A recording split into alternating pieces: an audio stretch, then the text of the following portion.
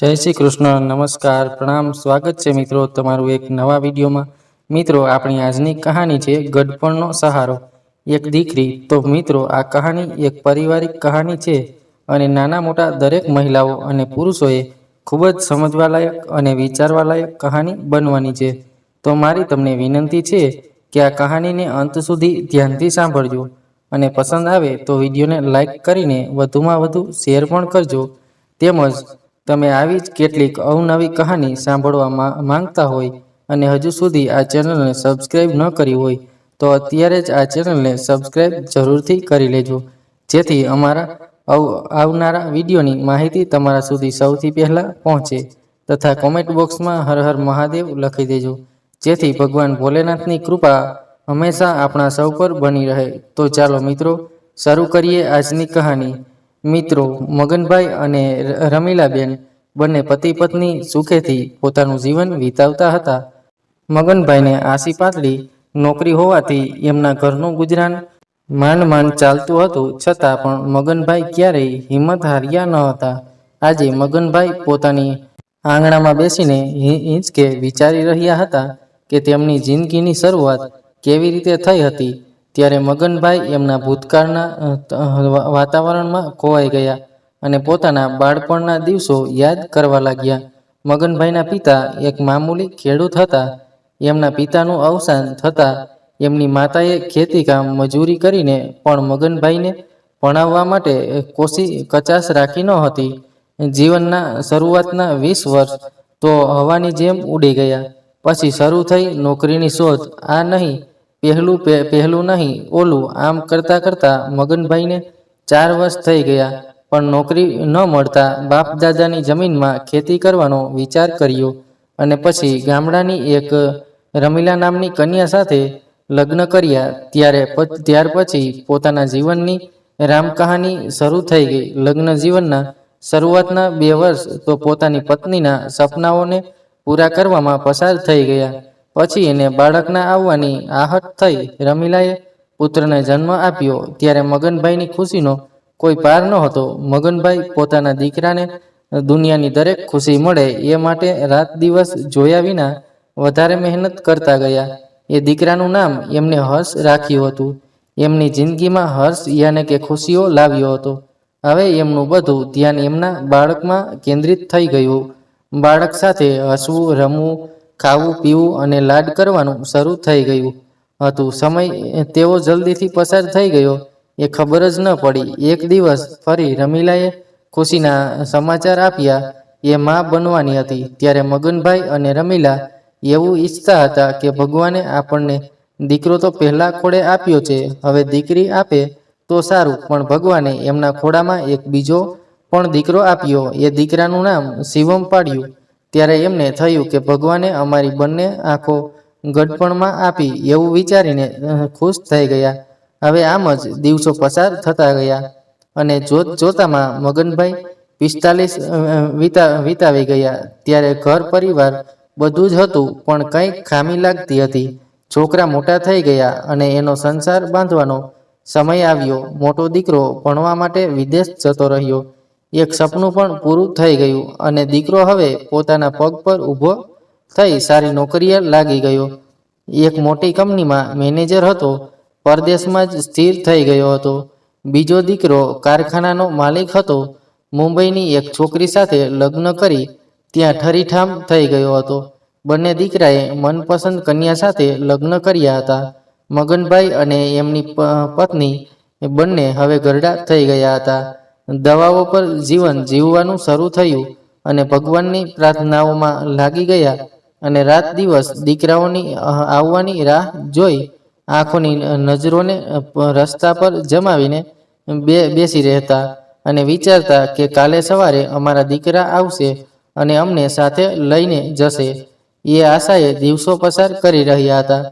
ઘરડી થઈ ગયેલી આંખો એ પુત્ર આગમની આશા ટકાવી રાખી છે।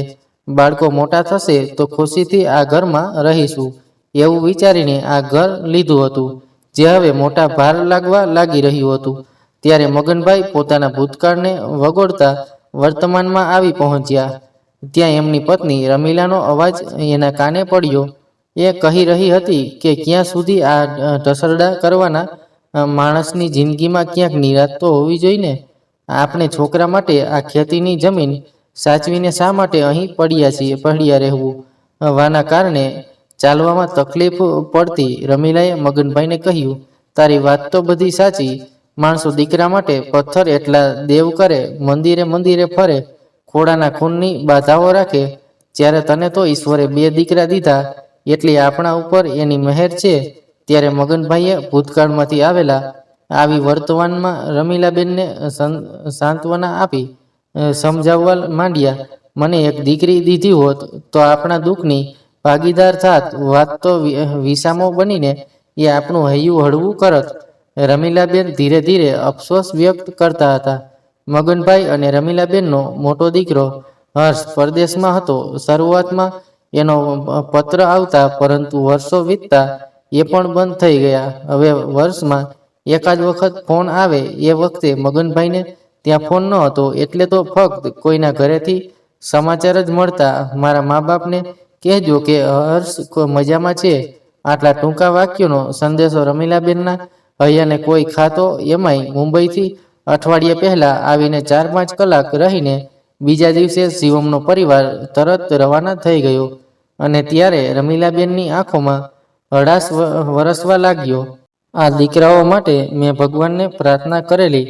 રમીલાબેનના મનસપટ પર જ્યારે હર્ષ અને શિવમ નાના હતા ત્યારનું દ્રશ્ય કડવું થઈ ગયું. નાના હતા ત્યારે સાંજના ઘરે આવવામાં જરા પણ દીકરાઓને વિલંબ થાય તો તે ગામની શેરીઓ ફળી વળે. રમીલાબેનના સાસુ તો ચારે બાજુના છોકરાઓની પૂછપરછ કરે. અલિયા, આ છોકરા ક્યાં મારા હર્ષ અને શિવને જોયા છે? એવામાં રમીલાબેન છોકરાઓને ખોળીને લઈ આવે અને એના સાસુને કહે, બા, આ રહ્યા તમારા છોકરા. અરે, અળવિતરા થઈ ગયા છે. છોકરાઓને વહાલ કરીએ પણ છૂટો દોર આપીશું તો રેઢિયાર બનીને રખડતા રહે છે. જેથી એક આંખમાં પ્રેમ વરસાવવો અને બીજી આંખ લાલ પણ રાખવી. પ્રેમ, લાગણી કે વહાલના ધજાગરા કરવાના ન હોય.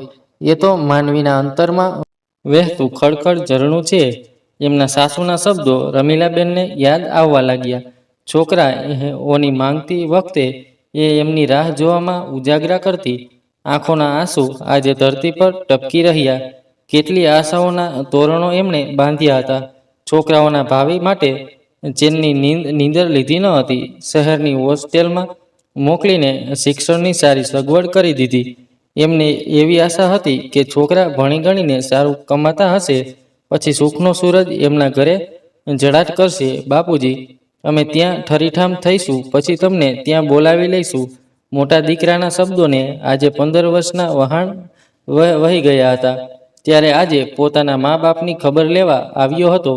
એની પત્ની મુંબઈની હતી, તેથી એને અહીંયા ક્યારેય મન લાગતું ન હતું.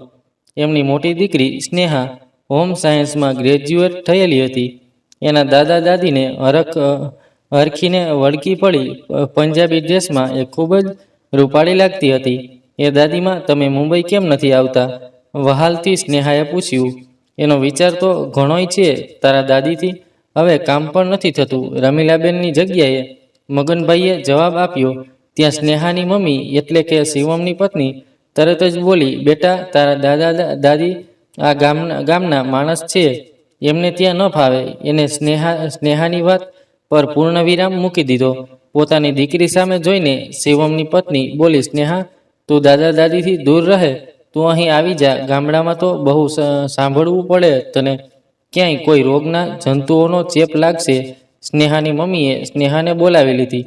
સ્નેહાની નજર બા રમીલાબેન પર પડી. એમની આંખોમાંથી આંસુ ટપકવા લાગ્યા. થોડી ઘણી વાતચીત કરવામાં પણ અને જમવામાં સમય વીતી ગયો. સાંજ ઢળે તે પહેલા સ્નેહાની મમ્મી બોલી, શિવમ, હવે આપણે અહીંથી નીકળીએ. આજ દીવારમાં તો હું બોર થઈ ગઈ. ત્યારે શિવમ પોતાના મા બાપ સામે જોઈને બોલ્યો કે હવે અમે જઈએ, અમારે ઘણું કામ છે. કામ પડતું મૂકીને આટો મારવા આવ્યા હતા. મનમાં હતું કે તમારી ખબર કાઢી આવીએ, બાકી તો શ્વાસ લેવાનો પણ ટાઈમ નથી હોતો. ત્યારે મગનભાઈ રમીલાબેનનું નિરાશ મુખ જોઈને બોલ્યા, હજુ તો તમારા પગલાં પણ ભૂસાયા નથી અને જતું રહેવું છે. થોડાક દિવસ અહીં રહો તો તારી માને સારું લાગે, એનું હૈયું હળવું થાય. મમ્મી તો જૂનવાણી છે, યુગ કઈ દિશામાં જાય છે એની અમને ખબર નથી.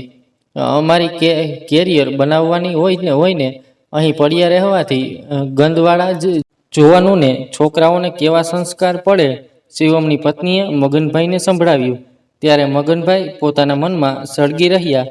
એમનાથી રહેવાયું નહીં. એમની આંખોમાંથી અંગાર વરસી રહ્યા હતા.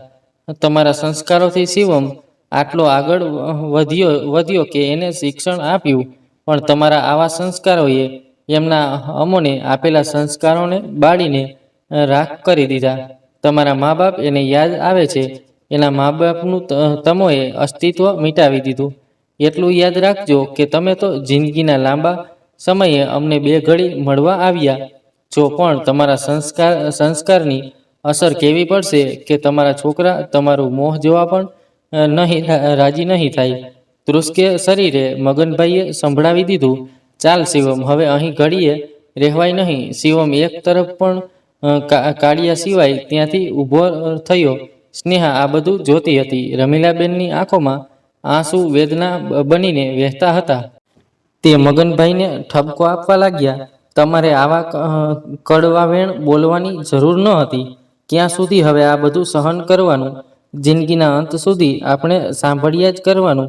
કયા સંસ્કારોની એ વાત કરે છે? એમના મોહમાં સંસ્કાર શબ્દ શોભતો નથી. મગનભાઈ પણ અષાઢી વરસાદના વરસતા આંસુને લૂછતા બોલ્યા. અને બીજી તરફ શિવમની ગાડીએ મુંબઈની વાટ પકડી લીધી. આ વાતને આજે 8 દિવસ વીતવા છતાં રમીલાબેનની આંખોમાં આંસુ સુકાતા નહોતા. સંબંધોની સિલાઈ જો સ્વાર્થથી થઈ હશે તો ટકવી મુશ્કેલ, અને જો લાગણીથી થઈ હશે તો તૂટવી મુશ્કેલ. સમય અને પરિસ્થિતિથી થપ્પડ ભલભલાને ઢીલા કરી દે છે. એક કારણ ઉંમરનું અને બીજું કારણ બાળકો પણ પંખી બનીને પાંખો આવતા ઉડી ગયા એવું સમજીને મગનભાઈ પોતાના મનને મનાવતા હતા. પંખીને પાંખો આવે એટલે ઉડે, ઉડવા દો. કોઈ દિવસ માળો યાદ આવશે ત્યારે પાછા આવશે, પણ ત્યારે માળો ખાલી હશે. એક મા બાપ જ દુનિયામાં એવા હોય છે કે જે પોતાના સંતાનોની ખોડખાપણને નજરઅંદાજ કરી અવિરત પ્રેમ કરે છે. મગનભાઈ એમની પત્નીને મનાવવા લાગ્યા. સાંભળ મારી રમીલા, આપણે બંને એકલા શાંતિથી જીવન વિતાવીશું. હું રિસાઈને તો તું મને મનાવજે, તું રિસાઈ તો હું મનાવીશ તને. વાતને સમજવા આપણે બંને તો છીએ ને. ઘૂંટણ જ્યારે દુખશે, કેળ પણ વળવા અને મૂકશે. એકબીજાના નખ કાપવા આપણે બંને તો છીએ ને. મનમાં ગમગીન છવાયેલી હશે ત્યારે એકબીજાના આંસુ લૂછવા આપણે બંને તો છીએ ને. એકબીજાના હાથની પકડ છૂટશે, વિદાયની ઘડી નજીક આવશે ત્યારે આપણે વિખૂટા પડીશું. મગનભાઈ બોલતા હતા અને રમીલાબેન તેમના મોહ પર હાથ મૂકી દીધો. બંને એકબીજાના હાથ પકડીને ખૂબ રડવા લાગ્યા. કાશ ભગવાને એક દીકરી આપી હોત. તો આવું વિચારતા બંને આંખોમાં આંસુ સાથે સૂઈ ગયા. શિવમ, એની પત્ની અને દીકરી સ્નેહા મુંબઈ પહોંચી ગયા.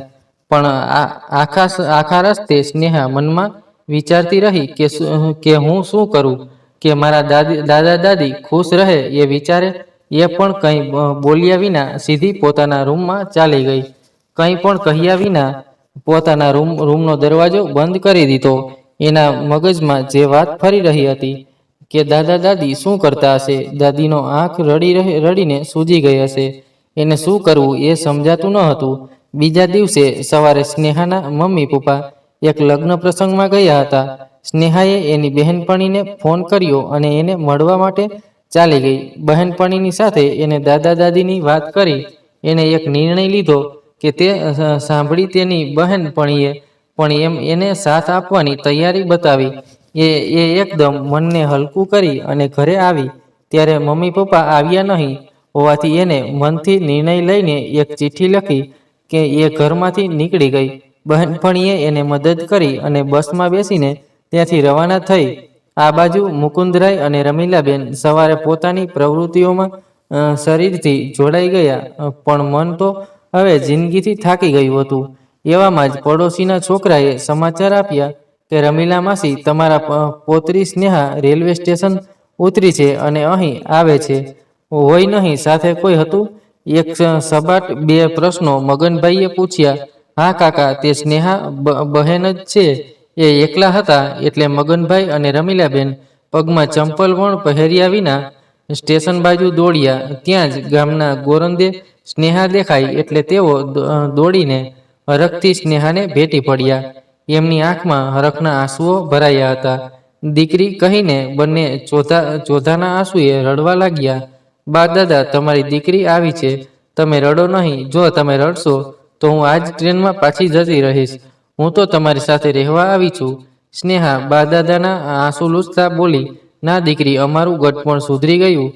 ભગવાનને જુવાનીમાં અમારું ના સાંભળ્યું, પણ ગઢપણમાં એક દીકરી અમને આપી ખરી. ચાલ દીકરી, ઘરે ચાલ. મગનભાઈ અને રમીલાબેનના એક એક હાથ પકડી સ્નેહા એક ઘરની વાડ પકડી. દીકરી, તને તારા પિતાએ મોકલીને આખરા અમારા દીકરાને અમારું એકલવાયું દુઃખ ન જોઈ શક્યો અને તને અમારું ધ્યાન રાખવા અહીં મોકલી. મગનભાઈ હસતા હસતા બોલ્યા. દાદા કંઈ આગળ બોલે પહેલા રમીલાબેન બોલ્યા. જોયું, મારા દીકરાને આપની ચિંતા થતી ને? ખોટું તમે એને બે દિવસે બોલ્યા. આખર તો દીકરો તો મારો જ ને? ના બા દાદા, મને કોઈએ નથી મોકલી. હું મારી મેળે જ આવી છું. હું કંઈ નાની નથી. પપ્પા મમ્મી એક લગ્ન પ્રસંગમાં ગયા હતા. હું એક ચિઠ્ઠી લખીને ખૂબ જ વિચાર કરી મારી બહેનપણીની મદદથી ઘરેથી નીકળી ગઈ છું. એ ચિઠ્ઠીમાં શું લખ્યું છે દાદા? મેં એટલું જ લખ્યું હતું કે પપ્પા, તમને સમય નથી એટલે હું દાદા દાદી પાસે જાઉં છું અને હવે હું ત્યાં જ રહીશ. મને લેવા આવશો નહીં? ત્યારે રમીલાબેન તરત જ બોલ્યા. ના દીકરી, તારા મા બાપ દુઃખી થશે. એમની દીકરી એમનાથી દૂર રહેશે, એમને નહીં ગમે. માટે દીકરી, તે ખોટું કર્યું. બેટા, તારે પાછા મુંબઈ જવું જોઈએ.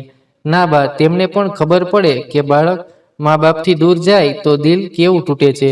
મને પણ મારા મમ્મી પપ્પા ખૂબ જ વહાલા છે, પણ હું એમને અહેસાસ કરાવવા માંગુ છું કે જે બાળકને રાત દિવસ તડકો છાયો જોયા વિના મોટા કર્યા હોય એ મા બાપથી ગઢપણમાં દૂર ચાલ્યા જાય ત્યારે કેવું વીતે છે.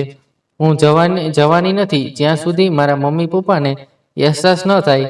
ઓકે બા, તમારી દીકરી આટલી દૂરથી આવી છે, એને સવારો બંધ કરી જમવાનું આપો ને. ભૂખ લાગી, સ્નેહાએ રમીલાબેનને સમજાવતા કહ્યું. એટલે મગનભાઈ તરત જ બોલ્યા કે રમીલા, તું જ ભગવાન પાસે દીકરી માંગતી હતી. ભગવાને આજે તારી ઈચ્છા પૂરી કરી, તો પછી શું કરવા એને પાછી મોકલવાની વાત કરે છે? ચાલ દીકરીને ભૂખ લાગી છે. હે ભગવાન, તમારો ખૂબ ખૂબ આભાર કે મારી દીકરી મને આપી. હવે હું શાંતિથી મળી શકીશ. રમીલા બહેન રસોઈ ઘરમાં જતા ભગવાનના સામે બે હાથ જોડીને બોલ્યા. ના રે બા, હું કંઈ તમને મારવા નથી. અરે, મારે તો તમારી દીકરી બની તમારું ખૂબ વહાલ લેવું છે. મારે મરવાની વાત નહીં કરવાની. સ્નેહાએ હસતા હસતા કહ્યું. પછી મગનભાઈ, રમીલાબેન અને સ્નેહા હસતા હસતા જમવા માટે રસોડામાં આવ્યા. આ બાજુ સ્નેહાના મમ્મી પપ્પા બંને સ્નેહા પર ખૂબ ગુસ્સે ભરાયા હતા. એમને સ્નેહાને ફોન કર્યો. શિવમ ગુસ્સામાં સ્નેહાને કહેવા લાગ્યો કે તને કંઈ ખબર પડે છે કે નહીં? અમને પૂછ્યા વગર તારી ગામડે જવાની હિંમત કેમ ચાલી? આજે પાછી આવી જા. જો તું પાછી ન આવી તો આજથી જ તું અમારી દીકરી નહીં. તું જો હજી બાળકો કહેવાય એટલે સમજણનો અભાવ હોય, પણ મમ્મી પપ્પાએ તને સમજાવીને પાછી કેમ ન મોકલી? ગરડા થયા, ગઢપણ આવ્યું એટલે એમની બુદ્ધિ ચાલી છે કે શું? શિવમ જેમ મનમાં આવે એમ બોલતો હતો ત્યારે મગનભાઈ બોલ્યા. શિવમ, અમે તો દીકરીને ખૂબ સમજાવી, પણ એ ખૂબ જ સમજદાર છે, માટે અમે એને વધારે કહી શક્યા નહીં. મગનભાઈની વાતને વચ્ચે જ કાપતા શિવમની પત્ની બોલી. શું તમે ઘરડે ઘડપણ કરવા બેઠા છો? અમારી દીકરીને ત્યાં બોલાવી તમે શું સાબિત કરવા માંગો છો? અમે અહીં દીકરી માટે યોગ્ય પરિવારની શોધ કરી સાસરે મોકલવા માંગીએ છીએ અને તમે એને અમારાથી દૂર કરી દીધી. મમ્મી, બા દાદાને કશું જ કહેવાનો તને અધિકાર નથી. હું મારી મરજીથી અહીં આવી છું, માટે બા દાદાને દોષ આપવાનું બંધ કર. પોતાની જાત પર એક નજર માર. તું પણ બા દાદાની એક દીકરી બની શકીશ, પણ તું દીકરી તો ન બની, પણ એક સારી વહુ પણ ન બની શકી. એ પપ્પાને બા દાદાથી દૂર કર્યા, એમાં તારી એકલીનો પણ વાંક નથી. પપ્પાએ પણ દીકરાને તરત ગેરફરજના વધાવી. ધિક્કાર છે. અને મને આવા મા બાપને માતા પિતાનો કહેવાનો, પણ હજુ પપ્પા તમારે બા દાદીની સેવા કરવી હોય તો અહીં આવી શકો છો, પણ હું હવે કદી ત્યાં આવવાની નથી. અને હવે રહી મારા લગ્નની વાત, એની ચિંતા કરવાની તમારે જરૂર નથી. ત્યારે સ્નેહા એક શ્વાસે બોલવા લાગી. રમીલાબેને એને અટકાવી. દીકરી, તારા માતા પિતાની સાથે આમ વાત ન કરાય, એમની માફી માંગ. દીકરી સ્નેહા કંઈ પણ બોલે એ પહેલા સામેથી ફોન કટ થઈ ગયો હતો. હવે સ્નેહા એના બા દાદા સાથે રહેવા લાગી હતી. સ્નેહાનું ભણવાનું પતી ગયું હોવાથી એને મુંબઈ પાછા જવાની પણ ફિકર ન હતી. એક દિવસ દાદા એ સ્નેહાને બોલાવીને કહ્યું કે બેટા, હવે તારી પરણવાની ઉંમર થઈ ગઈ છે, માટે હવે તું મુંબઈ પાછી ચલી જા. તેથી તારા માટે તારા મમ્મી પપ્પા યોગ્ય છોકરો શોધી શકે. દીકરી તો ગમે એટલો મા બાપને પ્રેમ આપે, પણ સાસરે તો તેને જવું જ પડે. માટે કાલ જ હું શિવમને ફોન કરું છું અને અહીંથી આવીને લઈ જાય. દાદા, તમારી સાથે મને થોડો સમય રહેવા દો ને, પછી તો હું સાસરે ચાલી જઈશ. અને રહી છોકરા જોવાની વાત, તો એ અત્યારે જવા દો ને. આ સાથે મગનભાઈ અને રમીલાબેન દીકરીને માથે પ્રેમથી હાથ વરસાવી બોલ્યા. દોસ્તો, આ ગડપણમાં દરેકને સહારાની જરૂર હોય છે. ત્યારે મા બાપને દીકરા જુદા અને દીકરીઓ સાસરે હોય છે. ગડપણમાં એમાં સાથીઓ સાથ છૂટી જાય તો જીવન જીવવાનું ખૂબ વસમું લાગે છે. પણ મગનભાઈ અને રમીલાબેનને ગડપણનો સહારો દીકરા શિવમની દીકરી સ્નેહા બની છે. સ્નેહા બાળપણથી ભણવામાં હોશિયાર અને બધી જ પ્રવૃત્તિઓમાં આગળ, પણ સ્નેહા એવા છોકરા સાથે લગ્ન કરવા માંગતી હતી કે જે છોકરાને તે પ્રેમ કરતી હતી. મમ્મી પપ્પાને એ વાત કરવાની એની હિંમત ચાલી ન હતી. એક દિવસ મમ્મી પપ્પાને એ વાત કરવાની હિંમત ચાલી નહીં. એક દિવસ મમ્મી પપ્પા સાથે સ્નેહા ફોન પર વાત કરતી હતી. સ્નેહાની મમ્મી દાદા દાદીને સ્નેહાને લગ્ન નહીં કરવાને મુંબઈના મોકલવા માટે ગમે તેમ બોલતા હતા. સ્નેહાથી સહન થયું ન હોવાથી જય શ્રી કૃષ્ણ કરીને ફોન કટ કરી દીધો. મગનભાઈ સાંભળી ગયા. સ્નેહા ફોન મૂકી પાછળ વળીને જોયું તો એના દાદા ઊભા હતા. મગનભાઈ એની પાસે આવીને સ્નેહાને માથે હાથ મૂક્યો અને બોલ્યા, શું વાત છે દીકરી? હું ઘણા દિવસથી જોઈ રહ્યો છું કે તું અંદર ને અંદર મૂંઝાય છે. કંઈક વાત એવી છે કે જે તું અમને કહી શકતી નથી. બોલ દીકરી, શું વાત છે? ના દાદા, તમે ચિંતા ન કરશો. એ તો મમ્મી પપ્પા મને લગ્ન કરવા માટે છોકરો જોવા મુંબઈ બોલાવી રહ્યા છે. હું જવા માંગતી નથી, માટે મમ્મી પપ્પા મારાથી નારાજ છે, માટે બીજી કોઈ વાત નથી.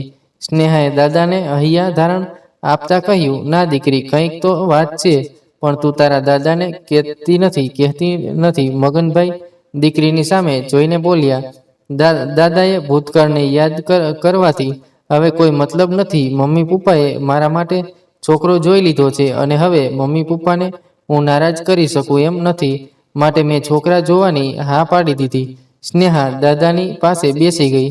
દાદાનો હાથ પકડીને બોલી, દાદા, મારે કોલેજમાં એક અજય નામના છોકરા સાથે પ્રેમ હતો. દાદા સાથે વાત કરતા કરતા સ્નેહાની આંખો સામે ભૂતકાળની યાદો તાજી થઈ ગઈ. જાણે બધું જ એની નજર સામે આવવા લાગ્યું. તેણે દાદાને બધી વાત કરી. 3 વર્ષ પહેલા એ અજયને મારા લગ્નમાં મળી હતી. સ્નેહાને ખબર પડી જ નહોતી કે અજય એને જોઈ રહ્યો છે. તો તે ગરબા રમવામાં મસ્ત હતી. અચાનક એની બહેનપણીએ એને કાનમાં કહ્યું કે પહેલો છોકરો તને જોઈ રહ્યો છે. જેવું સ્નેહાએ છોકરા તરફ જોયું કે અજયે પોતાની નજર બીજી તરફ ફેરવી લીધી. સ્નેહાને પણ અજયમાં કંઈક અલગ આકર્ષણ લાગ્યું. આ ધીરે ધીરે હું અને અજય સારા મિત્રો બની ગયા. જોતા છુપાતા બંનેની મિત્રતાને 3 વર્ષ થઈ ગયા. બંનેને એકબીજાની લાગણી હતી, પણ એકબીજાને કંઈ કહી શકતા નહોતા. અને આમ સમય વીતી ગયો. એક દિવસ અજય અને હું બંને કોફી શોપમાં બેઠા હતા. ત્યારે અચાનક અજય મને પ્રપોઝ કર્યું. મને આજે પણ અજયના શબ્દો યાદ હતા. અજયે કહેલું, સ્નેહા, આપણે 3 વર્ષથી સાથે છીએ અને સારા મિત્રો પણ છીએ. તારી સાથેના આ 3 વર્ષ ક્યાં નીકળી ગયા ખબર જ ના પડી. પણ આજે હું તને કહેવા માંગુ છું કે હું તને ખૂબ જ પ્રેમ કરું છું. જ્યારથી તને પહેલી વાર જોઈ હતી. સ્નેહા, તું મારી સાથે લગ્ન કરીશ? મને તો જાણે દુનિયાની બધી વસ્તુ ખુશી મળી ગઈ છે અને અજયે લગ્ન માટે હા પાડી દીધી. મારો જવાબ હા સાંભળી અને અજય આનંદથી નાચવા લાગ્યો.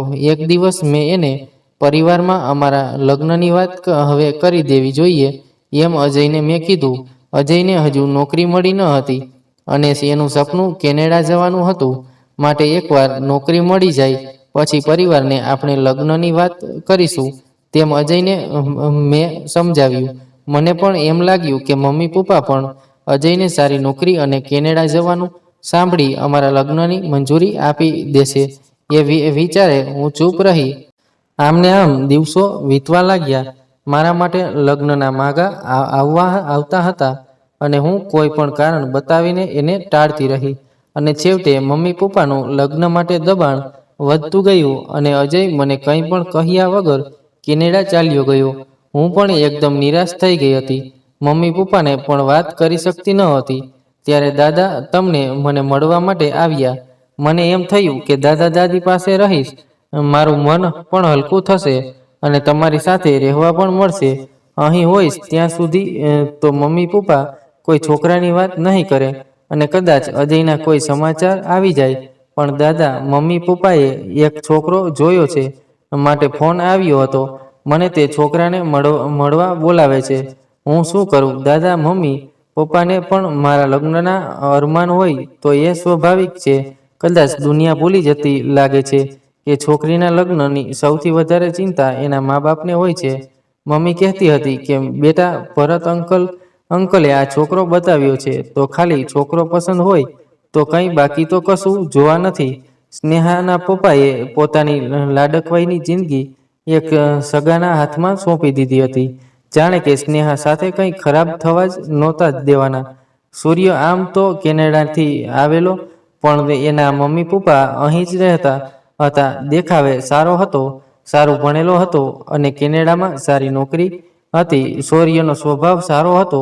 મમ્મી પપ્પાને ગમી ગયેલો, પપ્પાને ખાસ વધારે, કારણ કે આ સંબંધની વાત એમને પાકા ભાઈબંધે કરી હતી. દાદાએ અજયની તપાસ કરી પણ ક્યાંય સમાચાર નહીં હોવાથી સ્નેહાને એના મમ્મી પપ્પાએ બતાવેલો છોકરો જોવા માટે મનાવીને મુંબઈ મોકલી.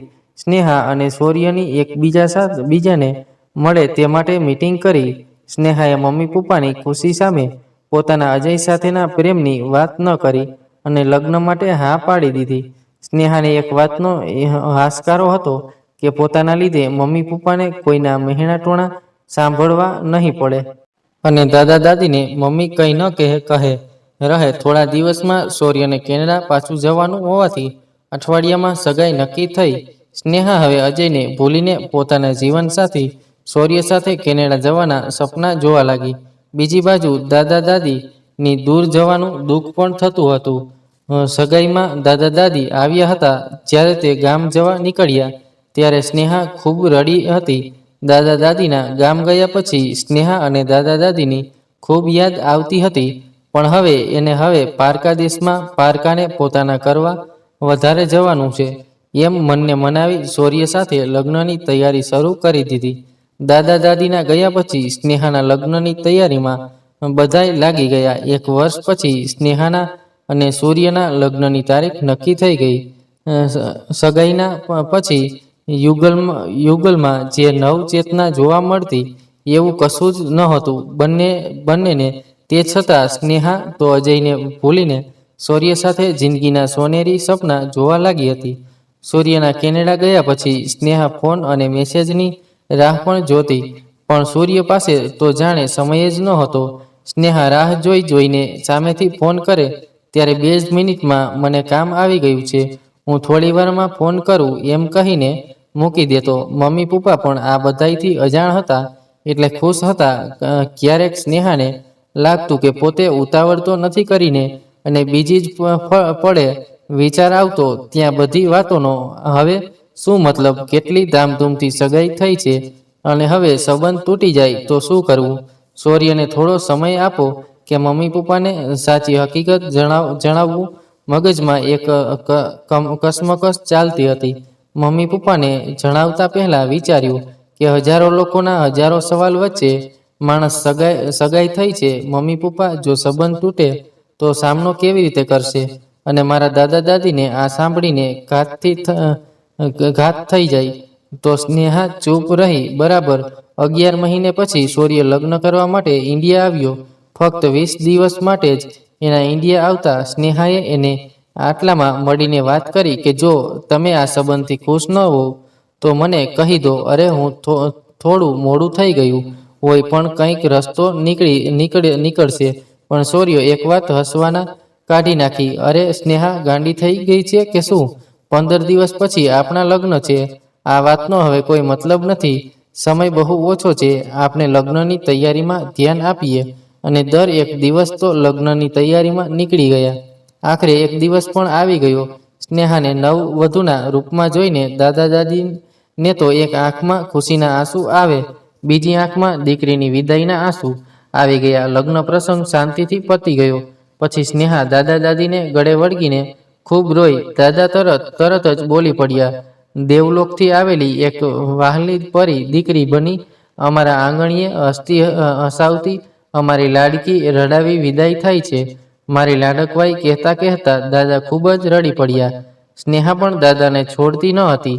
દાદીએ તેને દાદાથી દૂર કરીને ગાવા લાગ્યા કે દાદાને વહાલી આ દીકરી પરદેશમાં વળાવી 7 સમુંદર પાર ચાલી દીકરી દાદા દાદીને છોડી. પણ દીકરીઓને તો પોતાને પારકા કરવા અને પારકાને પોતાના કરવા સુકનવંતા કંકુવરના કંગન પહેરી શેમાં સૌભાગ્યનું સિંદૂર ભરી સાસરી તરફ જતી. સુખ દુઃખની વાટઘાટમાં પગરણ ભરવા ભગવાને આ પૃથ્વી પર અવતાર આપ્યો છે. સ્નેહાની વિદાય પછી દાદા દાદી પણ ગામ જવા રવાના થયા. શિવમ કે એની પત્નીને એ પણ રોકાઈ જવાનો આગ્રહ ન કર્યો. લગ્ન પછી 2-3 દિવસ સ્નેહા અને સૂર્ય ફરવા ગયા. સ્નેહાને સૌથી મોટો ત્રાસકો ત્યારે લાગ્યો જ્યારે હનીમૂન પર સૂર્યએ બીજી 3 ફ્રેન્ડ્સ કપલને સાથે લીધા હતા. કંઈ વાંધો નહીં, પણ ત્યાં એ ફ્રેન્ડ સાથે મસ્તી કરતો, મોઢા સુધી રૂમમાં પણ આવતો નહીં. સ્નેહા તેની રાહ જોઈને સૂઈ જતી. 2 દિવસ સુધી આવું બનતું રહ્યું. ત્રીજી રાત્રે તો સૂર્ય જ્યાં સુધી રૂમમાં ન આવ્યો ત્યાં સુધી સ્નેહા જાગતી રહી. અરે સ્નેહા, હજી સુધી તું જાગી છે?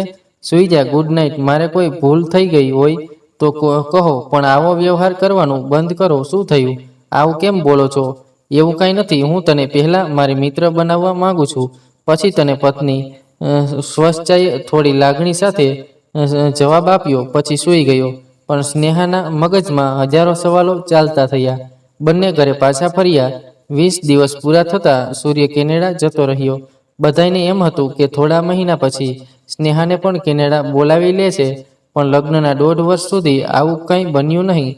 સાસરીમાં રહી પોતાની જિંદગી કાઢી રહી હતી. સાસુ સસરા પણ સામાજિક કાર્ય પ્રસંગોમાં કે પાર્ટીઓમાં વ્યસ્ત રહેવા લાગ્યા.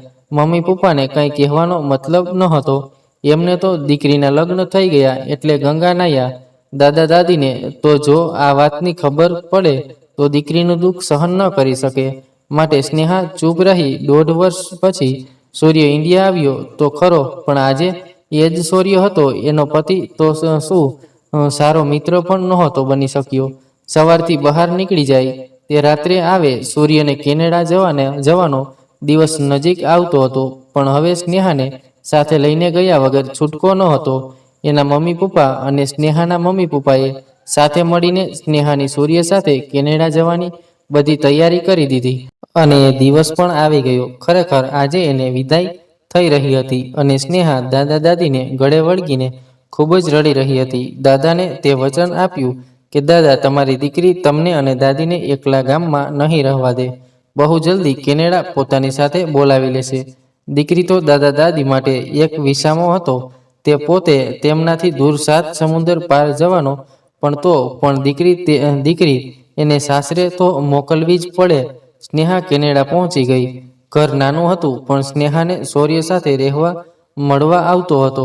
તેથી પોતાના ભાવિ ભવિષ્ય માટે સુંદર સપના જોવા લાગી. કેનેડાના આવ્યા પછી તો સૂર્ય આઝાદ થઈ ગયો.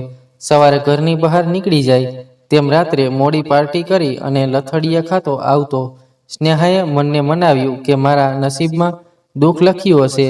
સ્નેહાએ મમ્મી પપ્પા કે દાદા દાદીના ફોન આવે તે ખૂબ જ ખુશ છે.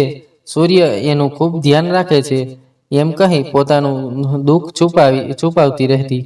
એને આશા હતી કે એક દિવસ મારી જિંદગીની સવાર સોનેરી સપના સાથે ઉગશે અને સૂર્ય મને ખૂબ પ્રેમ કરશે.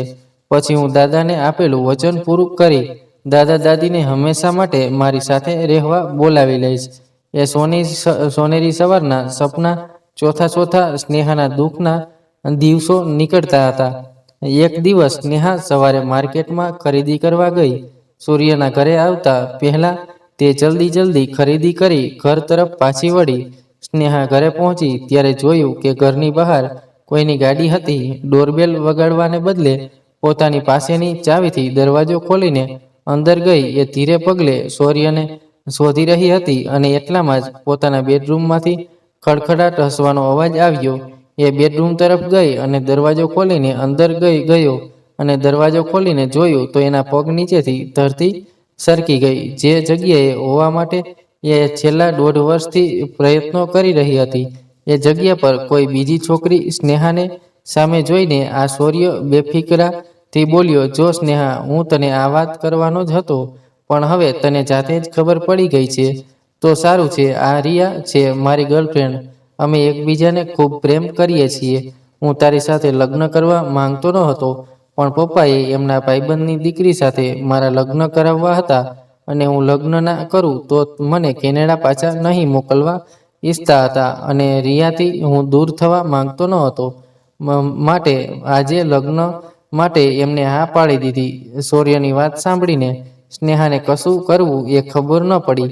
આખી રાત આ જ વિચારોમાં ખોવાયેલી હતી કે હવે શું આ વાત પોતાના સુધી સીમિત રાખવી, જેમ ચાલે એમ ચાલ્યા દેવું, એક કે પછી વડીલોને પણ જાણ કરવી. બીજા દિવસે સ્નેહા, રિયા અને સૂર્ય ત્રણે મળ્યા. સ્નેહાએ સૂર્ય અને રિયાને સમજાવવાની કોશિશ કરી, સૂર્ય, આપણે બંને ભાવિ પતિ પત્ની છીએ અને લગ્ન પહેલાના આ સંબંધને ભૂલી જાઓ. હું કોઈને પણ કહીશ નહીં, કશું કહીશ નહીં. હા સ્નેહા, હું માનું છું કે મારી ભૂલ હતી કે મેં તને દગો કર્યો, પણ હું પ્રેમ તો રિયાને કરતો હતો અને કરું છું. હું રિયા વગર નહીં રહી શકું. સૂર્યએ રિયાનો હાથ પકડતા બોલ્યો, હા શું વાતનો કોઈ ઉકેલ મળવાને બદલે વધારે અટવાઈ ગઈ.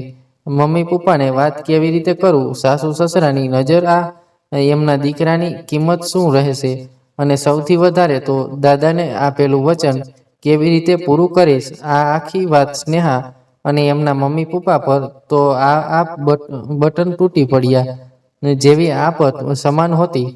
પોતાની જિંદગી બરબાદ થઈ ગઈ હતી, પણ પોતાના મમ્મી પપ્પાના દુઃખની ચિંતા થવા લાગી. સૌથી વધારે દુઃખ તો એ વાતનું હતું કે દાદા દાદી જાણશે તો શું થશે. એવો આટલો મોટો આઘાત સહન જ કરી શકશે ખરા, પણ આ વાત છુપાવીને રખાય એવી પણ ક્યાં હતી. આખરે બંને પરિવારો સામે સ્નેહાએ આ વાત કરી દીધી. બેટા, અમે સૂર્ય સાથે વાત કરીશું અને સમજાવીશું. લગ્ન થઈ ગયા છે તમારા, હવે એવું કંઈ ચાલ્યું તો હશે. સૂર્યના મમ્મી પપ્પાએ સ્નેહાને સાંત્વના આપતા કહ્યું. 1-2 દિવસનું વિડીયો કોલ દ્વારા સૂર્યના મમ્મી પપ્પા છોકરાનો દુઃખી ચહેરો જોઈને એને સમજાવવાના બદલે એને સાથ આપવા લાગ્યા, ત્યાં સુધી કે બંને જણા હવે સૂર્યની માફી માંગવા લાગ્યા. બેટા, અમને માફ કરી દેજે. અમને ખબર નહોતી હોતું કે રિયાને આટલો બધો પ્રેમ કરે છે તો તારું લગ્ન એની સાથે જ કરત. અમને એમ કે તું લગ્ન પછી રિયાને ભૂલી જઈશ, સ્નેહા સાથે આગળ વધી જઈશ, પણ અમે ખોટા હતા. આ બધાયમાં પોતાની કે પોતાના મમ્મી પપ્પાની ક્યાં ભૂલ હતી એ ખબર નહોતી પડતી. બસ ખાલી બીજાની ભૂલની સજા મળી રહી હતી અને સ્નેહા આંખો બંધ કરીને શાંતિ જીતે બેઠી હતી. ત્યાં જ ફોનની ઘંટી વાગી. દાદા જોડે કેવી રીતે વાત કરવી એ વિચારતી હતી ત્યાં જ દાદા ફોન પર ધ્રુસકે રડવા લાગ્યા. અને દીકરી, આ શું થઈ ગયું? દીકરી, તારા ઉપર આવી પડેલા દુઃખનો ભાર આ દાદાએ તો હિંમત કરી સ્નેહા કરી લીધો, પણ તારી દાદી હજી. દાદા કંઈ આગળ બોલે એ પહેલા સ્નેહા બોલી, દાદીને શું થયું? એમને કહેજો એમની દીકરી એમ હિંમત હારે એમ નથી. દાદીનું ધ્યાન દીકરીની વાત દાદા કાપીને બોલ્યા કે તારી દાદી મને એકલો મૂકીને દૂર ચાલી નીકળી, તારો આઘાત સહન ન કરી શકી. કંઈ દાદા દીકરી બંને ખૂબ રડતા રહ્યા. સ્નેહાએ નિર્ણય લીધો કે તે સૂર્યને છૂટાછેડા આપી દાદા પાસે ચાલી જશે. કોર્ટમાં સ્નેહાએ સરળતાથી છૂટાછેડાના દસ્તાવેજ પર સહી કરી દીધી. ખાધા ખોરાકી લેવાની પણ ના પડી અને શૌર્ય પાસે પણ જોયા વગર ખુમારીથી બહાર નીકળી ગઈ અને સ્નેહા દાદાની પાસે જવા માટે 2 દિવસ પછીની ટિકિટ બુક કરાવી. 2 દિવસ એના કેનેડામાં આખરી હતા. દાદા માટે જોયેલું સપનું તે હવે ત્યારે અધૂરું રહી ગયું હતું. બેગ લઈને એરપોર્ટ પર બેઠી હતી. ઉદાસે ચહેરે કેટલાય સપ્તાહ સજાવીને આ એરપોર્ટ પર એક જ આવી હતી અને આજે વિચારતી હતી કે ત્યાં જ એની નજર એક પરિચિત ચહેરા પર પડી કે જે વ્હીલચેર પર હતો. આ એ જ અજય હતો જેને તે ખૂબ જ પ્રેમ કરતી હતી. એને અજય કરીને દૂરથી બૂમ પાડી, પણ અજયે પોતાની વ્હીલચેરના પૈડા ઝડપથી ફેરવી ચાલવા લાગ્યો. એને સ્નેહાનો અવાજ સાંભળ્યો હતો, પણ એ સ્નેહા સામે આવવા માંગતો ન હતો. સ્નેહાએ પણ એટલી ઝડપથી આવીને અજયનો રસ્તો રોકી દીધો. પહેલા તો બંને એકબીજાને જોતા જ રહ્યા. સ્નેહા, તું અહીંયા ક્યાંથી? અજયે પૂછ્યું. પછી સ્નેહાએ એના લગ્ન અને છૂટાછેડાની પૂરી વાત કરી. આંખમાં આંસુ સાથે બોલી, અજય, તે મને પ્રેમ કરી દગો દીધો અને શૌર્યએ લગ્ન કરી દગો દીધો. મેં તને દગો નથી દીધો. કેનેડા આવ્યા પછી હું ખૂબ મહેનત કરવા લાગ્યો અને તને કેનેડા મારી સાથે જલ્દી બોલાવવા હું ઉતાવળમાં હતો. કામમાં ને કામમાં તારી સાથે બહુ વાત પણ ન કરતો. એક દિવસ એ સપનું મારું પૂરું થયું અને જોબ પરથી જલ્દીથી તને સમાચાર આપવા ઘર તરફ નીકળ્યો. રસ્તામાં મારું એક્સિડન્ટ થઈ ગયું. જ્યારે મારી આંખ ઉઘડી ત્યારે હું દવાખાનામાં હતો. અકસ્માત મારા એક હાથ અને પગ લાગવાની અસર થઈ ગઈ. તને કહેવું કે ન કહેવું એવી અવઢમાં હતો. ડોક્ટરે કહ્યું હતું કે તમને સારું થઈ શકશે, પણ સમય લાગશે અને સમય મારા હાથમાંથી સરકી ગયો. તારા દાદા મને શોધે છે. એવા સમાચાર મળતા હું કોઈ ફોન તેમને કરું એ પહેલાં તારા લગ્નના સમાચાર મને મળ્યા. પછી દાદા જોડે કોઈ વાત કરવાનો મતલબ નહીં હોવાથી મેં મારી જિંદગી તને ભૂલીને આ વ્હીલચેરના સહારે એકલો જીવી લઈશ એમ નક્કી કર્યું. હું ઇન્ડિયા હતો. કાલે મારો એક ડૉક્ટરને બતાવવાનું હોવાથી હું ઇન્ડિયાથી આવી રહ્યો હતો. બંને એકબીજાને ભેટીને રડી પડ્યા. સ્નેહાથી અત્યારની ટિકિટ કેન્સલ કરાવી. અજય એને સાથે એના ઘરે લઈ ગયો. ઘર નાનું પણ સુંદર, સાથે ચારે તરફ સ્નેહાના ફોટા લટકતા હતા. સ્નેહાની આંખમાંથી આંસુ વહેતા હતા. સ્નેહા, તું રડીશ નહીં. આજથી મારી જીવન સંગીની બનવા તૈયાર છે? હાશ અજય, આજથી નહીં, હમણાં જ હું તારી સહજીવન સાથી બનવા તૈયાર છું. બીજા દિવસે બંને દવાખાને ગયા. ડૉક્ટરે અજયને કહ્યું, અજયભાઈ, તમારી રિકવરી ઝડપી હોવાથી ખૂબ જલ્દી તમે આ વ્હીલચેરને છોડી શકશો અને ચાલી શકશો. થોડી ધીરજની જરૂર છે. Thank you so much doctor, કહીને અજય અને સ્નેહા ત્યાંથી નીકળી ગયા. અજય અને સ્નેહાએ મંદિરમાં ભગવાનની સાક્ષીએ લગ્ન કર્યા. મમ્મી પપ્પાને અને દાદા દાદીને લગ્નની વાત કરી. સ્નેહાએ એક દિવસ પોતાના દાદાને કેનેડા લાવવાનું પોતાનું સપનું એની વાત અજયને કરી. અજય પણ અવાજ સાંભળી ખુશ થઈ ગયો. સ્નેહાએ દાદાને ફોન કર્યો. દાદા લાકડીનો અવાજ સાંભળીને રડી પડ્યા. સ્નેહાએ દાદાને કીધું, દાદા, તમારી આ દીકરી તમને હંમેશા માટે કેનેડા લઈ જવા આવી રહી છે, તો તૈયાર રહેજો. ના દીકરી, તું આપણા સમાજના રીતિરિવાજો જાણતી નથી. એક દીકરીના દાદા તરીકે હું ત્યાં રહેવા ન આવી શકું. દાદાએ દીકરીને સમજાવતા કહ્યું, ના દાદા, અહીં કેનેડામાં કોઈ એવા રીતિરિવાજો નથી કે જ્યાં ગડપણના દીકરીને ઘરે મા બાપ ના રહે. હું એવા રીતિરિવાજોને માનતી નથી જ્યાં મારા દાદાને ગડપણમાં એકલવાયું જીવન જીવવું પડે. એની દેવલોકની દીકરી ન હોવા છતાં માટે માની જાઓ. તમારી આ દેવલોકની દીકરીની વાત થઈ જાવ તૈયાર, હું તમને લેવા આવી રહી છું. સ્નેહાએ ફટાફટ દાદાને કહ્યું, દાદા, અહીં એકલા નહીં પડો. મારા સાસુ પણ આ દુનિયામાં નથી. મારા સસરા પણ ગામડે એકલા છે. એમને પણ હું મારી સાથે કેનેડા લઈ જવા આવી છું. તમને બંનેને એકબીજાનો સહારો મળી જશે. હવે તો માની જાવ ને મારા દાદા. સ્નેહા બોલી, પણ દીકરી, તને જે વાત નાની લાગે છે એ વાત મારા માટે, દાદા માટે ઘણી મોટી છે. દાદા, દીકરીની વાત ચાલતી હતી ત્યારે અજય રૂમમાં વ્હીલચેર પર આવ્યો અને બોલ્યો, દાદા, એક જમાઈ દીકરાનો હુકમ છે. તમારે આ દેવલોકની તમારી દીકરીની વાત માંડવી પડશે અને તમારા અહીં નવા ઘરે અમારા માટે હંમેશા માટે તમારા હાથ મૂકવા આવવાનું છે અને અમે અહીંથી તમને લેવા આવી રહ્યા છીએ. જય શ્રી કૃષ્ણ દાદા કહીને ફોન કટ થઈ ગયો.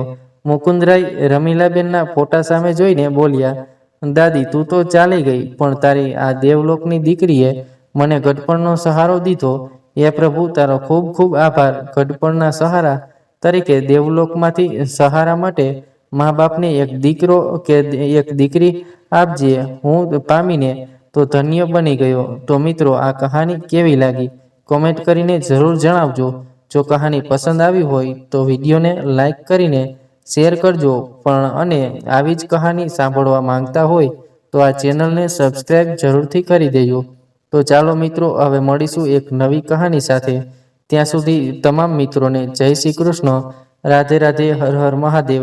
હર કહાનીને અંત સુધી સાંભળવા માટે તમારો ખૂબ ખૂબ આભાર.